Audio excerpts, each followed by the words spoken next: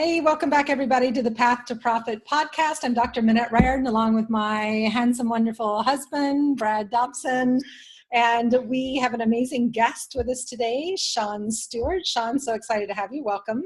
Thank you so much for having me. I'm excited. Yeah, we're looking forward to the conversation. We always start with a quote. We've got a classic one from Zig Ziglar today who said, "You don't have to be great to start, but you do have to start to be great." That's the truth. And it felt like it will tie in nicely to our conversation around sales as we get into talking with you about sales. And I'm really excited to dive in about the creativity part and where you are in your business. And as everybody is listening today, just a reminder, we have our 3-day live event, the Creative Business Summit, coming up March 24th to 26th in LA. So you can check that out at pathtoprofitacademy.com/summit. So Brad's going to tell you a little bit more about Sean, and we're going to dive right into our conversation. Great. Sean is a speaker, trainer, and mentor for mission-driven coaches and entrepreneurs. Sean's main focus is helping his clients build six-figure businesses by attracting and enrolling high-end clients. Sean's clients often come to him with a lack of leads and a fear of asking for the high-ticket sale.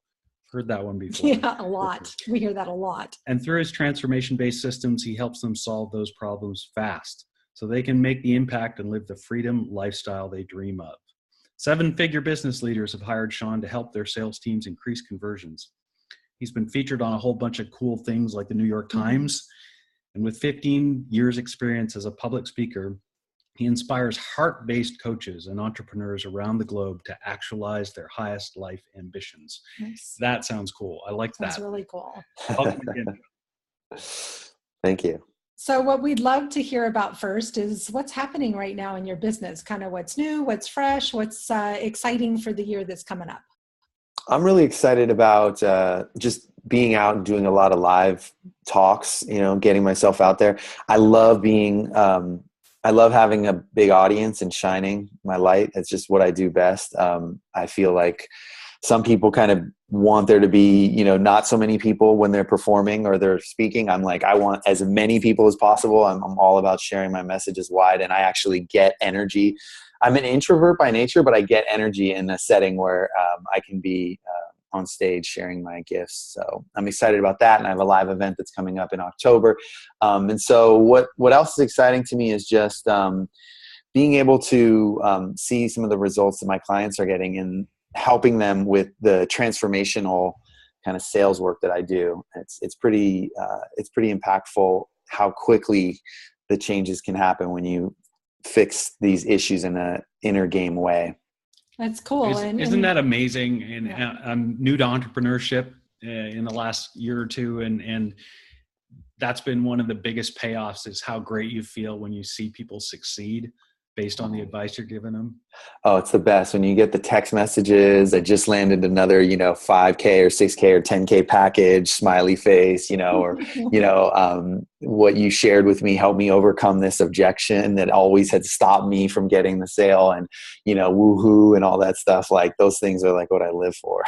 Yeah, it's so true. But I want to go back to something you said about, because I'm hearing this conversation a lot, not just with clients, but with other speakers and leaders, about being naturally introverted. Yes. That really the way that you get fueled up is in front of people, which is different. So speaking in front of a room full of people is totally different than networking. It's totally different than mingling or going to a happy hour. So I'd love for you to just speak to that concept of what it feels like to be on stage, and that sort of almost feels like tension between introversion and extroversion.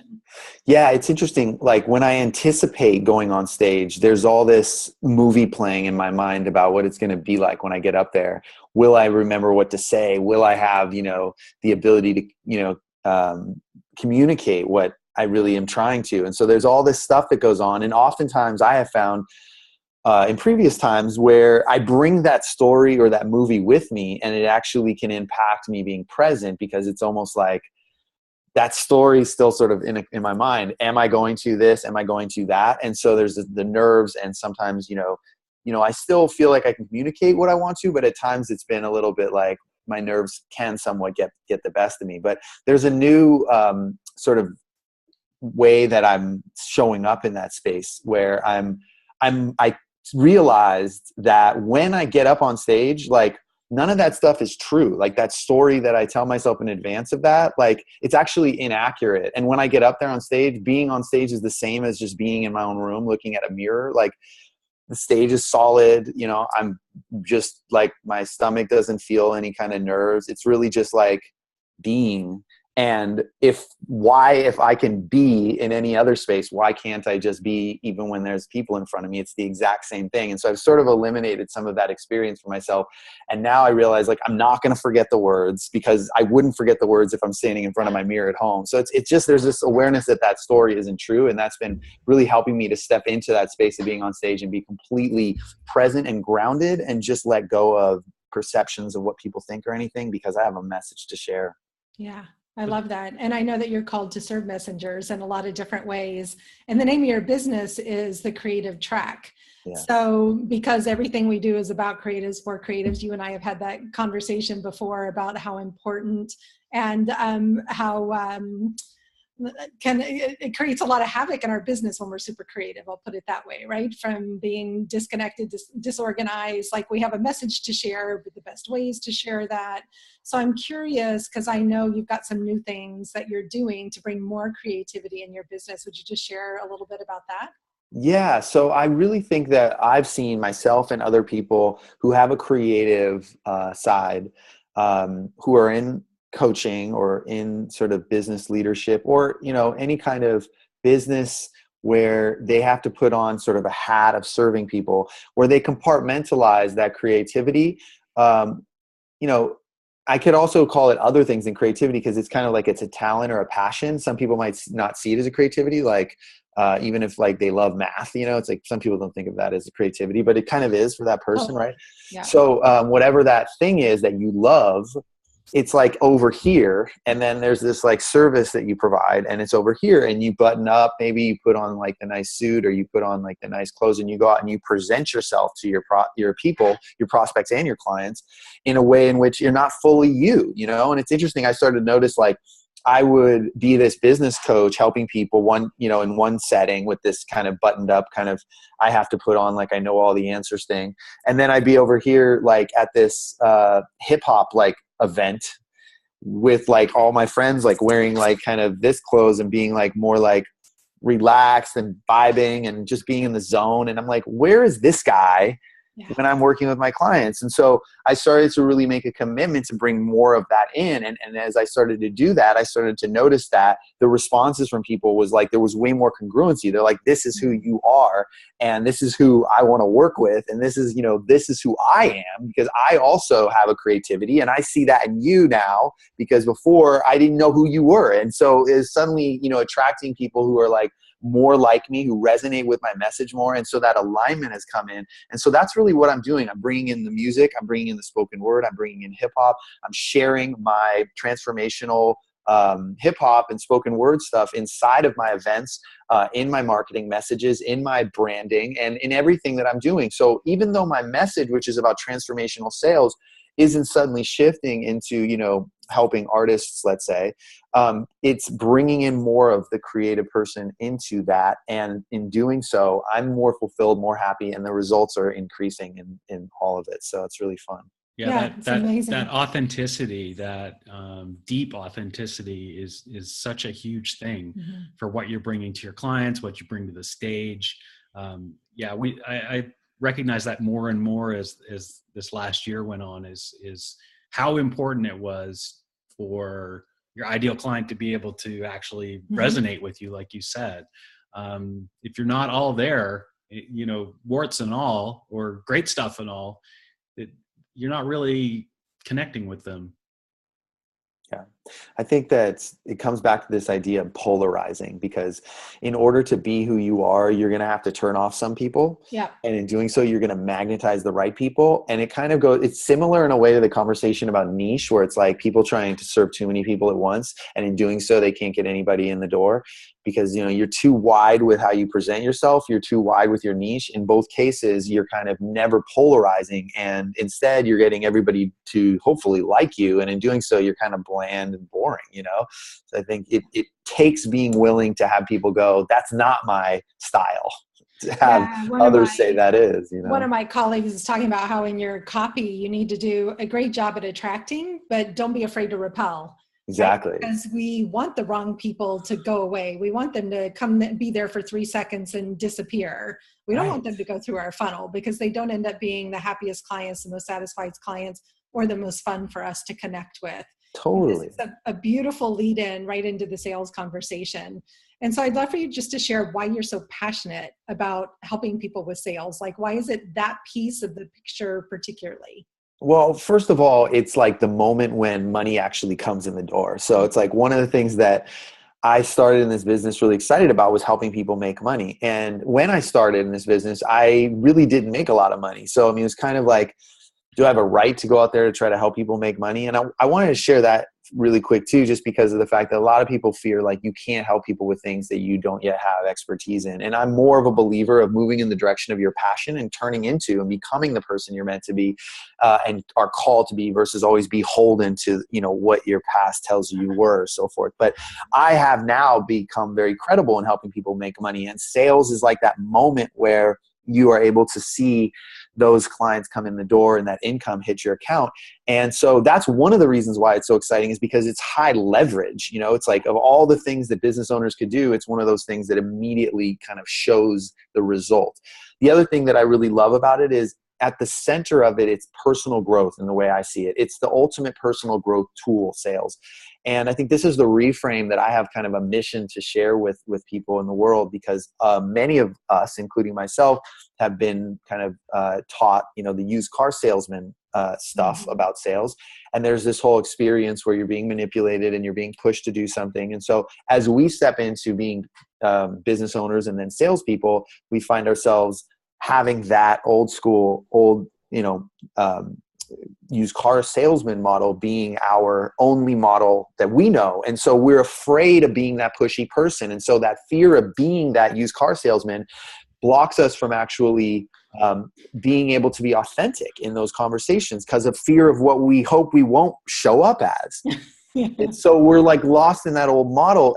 But what I believe is that ultimately, if you can break through that, if you can see through that, if you can have one-on-one conversations with people or one-to-many conversations where you're looking in somebody's face or, you're on a phone call with them and you can have those moments that used to be awkward and you can turn what used to be awkward where you were afraid that you were going to show up pushy and you turn that into, it's not me. If they feel pressure, it's them. And let me hold space to break through the stuff that's going on with them and get out of my own stuff. Because when you do that, you are basically becoming a conduit for, what I believe is the calling to support this person at a higher level.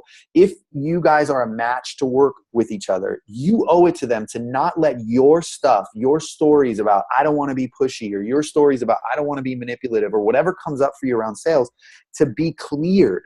And when you clear that out, you're a clear conduit. And that's the first step of how it's about personal growth, is that you actually learn how to stop putting yourself in the way when you're trying to help somebody. And then it's also about personal growth because you then become a stand, like you are holding space for this person to get their stuff out of the way and be a clear vessel for the mission that they're called to have. And so when you can have those conversations and actually transform people from like, I'm afraid or I'm scared to, this is the best choice I could make right now, because if I go back to where I've been, I'm going to fall back into these same patterns. But with your help, I'm going to step into the new version of who I am. That's, to me, a spiritual transformation that when someone is a match to work with you, you owe it to them to help them move through. Otherwise, when they say no or they end up not working with you, it wasn't because it wasn't a fit and it wasn't because of them. It was because of you. And as a salesperson, as you get better and better at this stuff, you take basically ownership of your ability to transform those that you're here to serve and help them get to the next level. So that stuff just juices me up. That's yeah, really I beautiful. can tell. That's a beautiful perspective. So beautifully put. I love that. Thank you. So I think even before that, we have a lot of clients who, and of course, Minette is the one that does all of the coaching, but they struggle with the self-confidence to even enter those conversations. So it's even a level before that where they're not even, they need to take steps before they can even make it to the point where they understand that they need to do what you're saying. Yeah. What is it that they can do to move forward on that? Okay, this is what I would say, right? You have to be willing to fail to succeed, right? Like, you're never gonna, bat 1,000%. You're never gonna go out there and just like, boom, people come. What you're gonna find is that you're gonna get rejected more than you're accepted. What I find is that this issue of fearing rejection is the thing we need to turn inside out. Instead of fearing rejection, we should turn rejection into a game. So if you had a game to get 10 rejections in a week to offer your sales conversations with people, and then you actually gave yourself a reward for getting those 10, and you had a thing on your wall where you got to check mark, I got rejected, and the 10th one was like, I get to buy myself a gift or take my significant other out to dinner at our favorite restaurant. Now you've reframed failure into success, and you've turned it into a game. And now out of those 10, you'll probably get 1 or 2 people saying yes, and you've inadvertently created an opportunity out of the very thing that you were making the problem. Yeah, no, I love that. And I think so. I've been in sales for 15 years. I owned a magazine. I sold, print advertising and expo sponsorships and all that kind of stuff for over a decade. And the rejections were awesome because you can check them off and move on, right? Brad and I have been talking a lot this year about all the things that are open loops in our minds, all those things that take up and clutter space. It's another connection, I think, between sales and personal development is that we let things linger and we don't push for the no. And I actually love the no because then you just are detached from it. The more of them you get, the easier it gets. So the faster we can get to those no's, the faster then we make time, space, energy for the new ones, right? For the yeses as well. So we're starting to see some hints in your process and how you're working with people. But what is it about your process in particular? There's a lot of sales coaches out there that you think is so effective. The reason why it's effective is because I go inside the core patterns of my clients to understand what is the core thing that's holding them back from being able to break through to who they truly are. I think we were talking about earlier about how there's this compartmentalization of like, you got this creative side and then like, how do you bring that into your business? But I think that's the same thing we're doing where, for instance, clients of mine, many of them are women, and a lot of times they have an aspiration to be kind of like a big leader in this space, somebody who's an expert on stage with huge audiences and so forth. But as we investigate further, they actually are really afraid of being big because of all these things like being ridiculed or being actually physically harmed or having somebody tell them that they're being loud and obnoxious. They've got basically what I see as a pattern of staying small that is reinforced because it has payoffs. As long as they don't go big, they will continue to keep the love and the relationships that they have in place. They'll continue to have this identity about themselves in which they're basically helping the little people, kind of like the Mother Teresa syndrome. There's these things that hold this being kind of small pattern in place.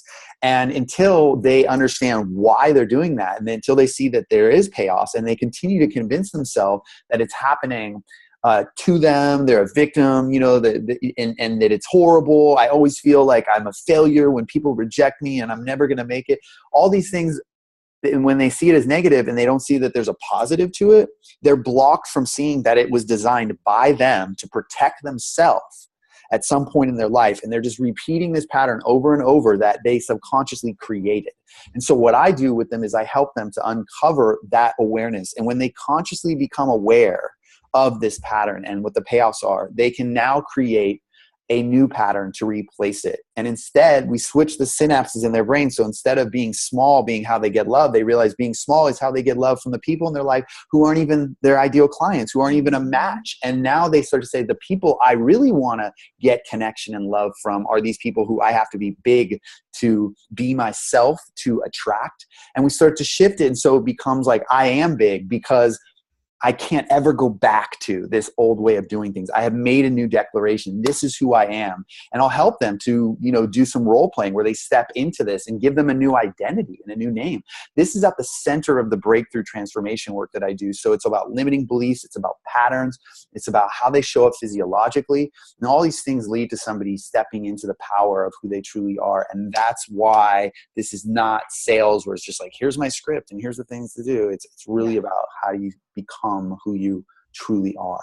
Yeah, that's huge personal transformation to go through what you just described. Yeah, it's a lot of what we talk about. Yeah, that has to be some pretty hard work for people. Yeah. I love it when they're willing Brad to go had the there. experience over the last year of recognizing that becoming an entrepreneur was just as much about personal development as business development. So Yeah. it's been a fun ride. Yeah, the limiting beliefs, definitely. Yeah, we all got them, right? I don't think, I think in particular in the coaching and speaking space, right? And in the messenger mission driven space that you love to work in, that it's even more about personal growth than in other businesses, right? And that the faster that we recognize how important that piece is, the faster we can make progress as well. Yeah, so true. Absolutely. Yeah, and we don't know that when we start, right? I don't think we have any idea when we start a business that it's going to be that we're the ones that are growing. We're like, we're going to go out and help everybody else. And I know, it's like the awesome byproduct of being a business owner. It totally is. Totally is. And it's great for marriages, for all kinds of things. Right. Totally. Yeah. Some heavy lifting. I loved what you said about the playing big and that piece about, and I see this over and over as women in particular really step up and step out, is that they lose friendships, right? That they evolve beyond the community they're spending time in. And it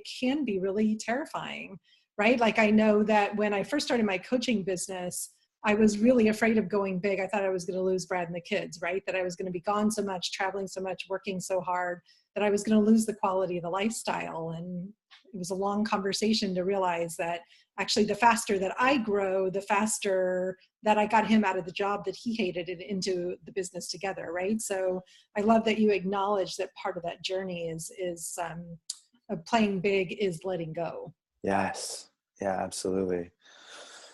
Yeah, I think it's about letting go, and it's about grabbing onto a whole new version. And sometimes the people in your life aren't so excited about that new version. And so I think part of what we do is sort of an integration or kind of a commitment that I have my clients do, where they have these conversations, like go to your kids and say, I'm going to be showing up a little more big, a little more wild. And I just want you to know that like, it's still me. Like I'm still here. It's just, this is how I'm going to show up. And because your friends and your peer group can often hold you in place. And so yeah, it's important. So true. That's a great way to put it. So I know you have some great tips, like just how to show up to a sales call might be a great place to start. Sure.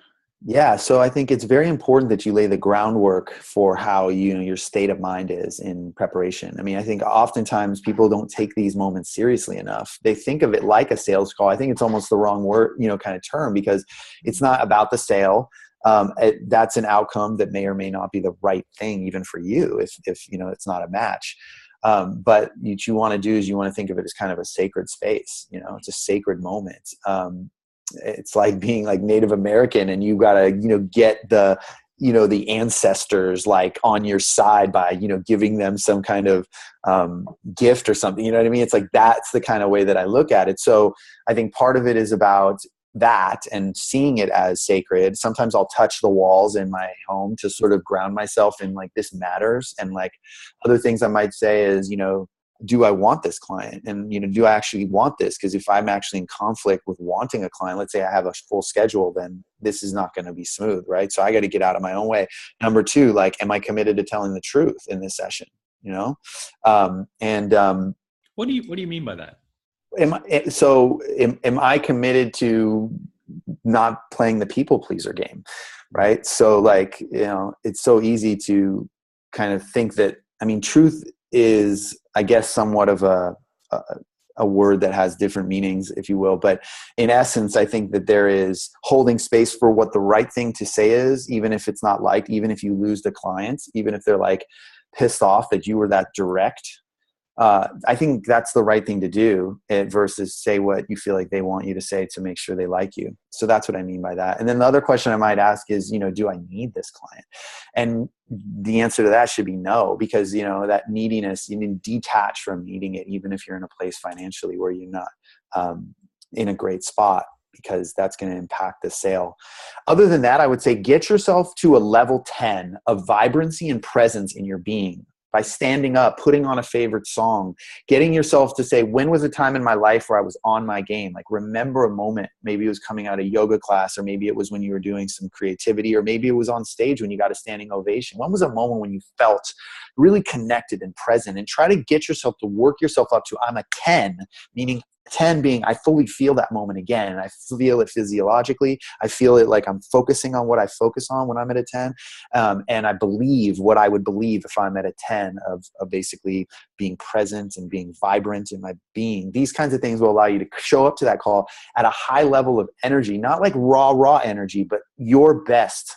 And in doing so, no matter where these people are, they might come to the call ready to cry at the beginning. They might come to the call like they don't have time. Like they put aside 5 minutes for, you might find somebody who's, you know, in a bad mood. But if you're at a level 10, you can hold space for them to rise up. If you come to that call at a 5, they're at a 2, you know, you guys are going to have a hard time. So these things are critical in order to lay the framework for a powerful session. I like the way you put that. Not raw energy, because my first thought was like, yeah, Eye of the Tiger, you know, Rocky theme. But that's not really what you're talking about, right? Not necessarily. It depends on the person. I am more of a raw kind of individual. I have more of that like energy. That's just my way of expressing myself. I'm kind of a dynamic energy type of person. But that's not the case with, I would say, the majority of the people that I work with. Not everybody has it. So I think everybody's got their own sense of what high energy means. And I wanted to make that distinction so they didn't think they had to be inauthentic in that space. Right. Yeah, I love that. So, you know, it's a pretty common, I have the raw energy. No, dude. When you're in your sales conversations, do you put yourself at a 10? Get yourself up there. No, you're making me think about it. I have a consult this afternoon and I'm like, do I do that every time? And I tell my clients to do it, but do I do it every time? And no, and you know what I think the piece is for me personally is that question of, is this the right client?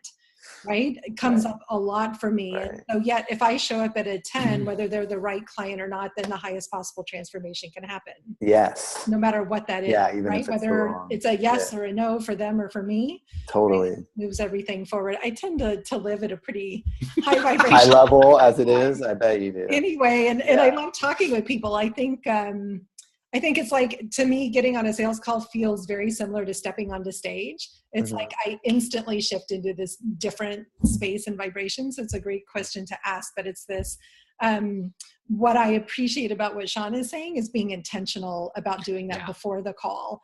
Right. And so even knowing that I can step into that space and, you know, just be in that present, what would be different? What would be possible for me? Right. If I took just 5 minutes ahead of time to really prepare. Totally. And I think too, I mean, you're well practiced and very experienced in your field. And so, you know, I think that you definitely, you know, probably have done a lot of this work to the point where like on a dime, you can just show up at a high level. I think a lot of times people fool themselves into thinking that they actually can get to that 10 or that they're there already. And I think it's important to sort of raise the standard. That's my intention with people, is to say like, you know, you just showing up as you are generally is not going to be like, because when you get in front of somebody like a Tony Robbins or a Brendon Burchard and you go to those events and you feel their energy when they get on stage, you're like, I'm not maybe playing as big as I could. You know what I mean? And so I always feel like it's good to raise those standards with regard to how you show up. So I've never been to a Tony Robbins event, but that inspired me to go and just see what that feels like. Right? Yeah, exactly. Place yourself at, where are you on the Tony Robbins scale of vibrancy? That's tough, right? Yeah, exactly. Yeah, and it's so I love, as our mutual friend Jesse Corin says, being a speaker geek, right? I love going to other people's events and seeing how they show up and how they share and what that looks like. And so it really, that whole conversation fascinates me, but I never really made the connection before about how people are on stage can feel similar to how they are in a sales conversation, right? That it's almost that same energy, right? It's just a different stage, whether it's a Zoom call like this one or a phone call, it's still having that same feeling of preparing ourselves to step onto stage and show up in our best light. Yeah, because energy sells. Yeah. You know? People would be like, I don't know why I want to work with you. I just feel like I should, you know, it's like the energy is on, you know? Yeah, it's so true. I love that. Well, Sean, this has been incredible. I feel like we could just keep talking for hours and hours. We're getting free coaching. Yeah. We'd love to have you back as you shift into your new brand. And maybe next time you come on, you'll rap for us. Or spoken word would be super cool to hold some space. That's a commitment. I will. But I know I'd love for you to share, how can people get in touch with you, right? And what's the next step? Yeah, so the best thing to do is I've got an awesome gift, and it's called the Diamond Package Designer. And a lot of my clients have come to me over the years and said, I don't get it. How do I design these packages in such a way that, you know, is aligned and can allow me to charge high ticket? And so I put together this really cool tool called the Diamond Package Designer. And so I'd love for you to have access to it. It'll take you through how to raise your money mindset. It'll take you through exactly how to design your diamond and your platinum packages and how to price them in such a way that it's like kind of an irresistible offer for your ideal clients. So if that's something that you need or feels like a resonant with you, go ahead and go to tinyurl.com/design your diamond. And all one word. All one word, design your diamond, and that'll take you to that free gift. And if you know, if there was anything else I would say, if for instance, you know, you're not in a place where you want to design your packages, but you do want to connect with me, would it be all right if I just shared my email? Absolutely. And just, okay. So if you want to just connect and you got some value and maybe want to have a deeper conversation with me, just go ahead and email me at Sean, SEAN, at the creative track, TRACK, Sean at the creative track.com. And I would love to just, you know, just let me know where you found me, or, you know, just tell me that you were on this podcast, and we'll talk about connecting. I love that. And we'll make sure in the show notes that we'll put links to your website, to your email, and to the free gift as well, and some of the incredible tips that you shared. And congratulations to being a new papa. Thank so you so super, super excited for you for that journey. I know that it changes everything, right? Wow. It's like, wow, it's so amazing. It sounds cliched, but boy, does it go fast. I mean, Yeah. I literally spent the weekend on a college visit with my son, and I got a picture of him in front of me, you know, little wee guy. It happens fast. Wow. Enjoy every minute. Thank you so much. Well, I'm grateful to have been a guest on your guys' show here. So I look forward to reciprocating that and bringing you guys on as well. And thanks again for having me. It's really awesome. And like I said, when you get the new brand going, and we'd love to have you back to talk about more, have a deeper conversation about the integration of the creativity into the work that you're doing, because it's perfect. part of something I know I'm really passionate about, right? And I think that our clients need to understand, even before they get to that sales conversation, how to show up, right? In that authentic way. So absolutely. Perfect. Thank you. Again, I'm Dr. Minette Riordan. This is Brad Dobson. We're the Path to Profit podcast. You can find out more about us at pathtoprofitacademy.com, and we'll see you on the next show. Thanks, guys.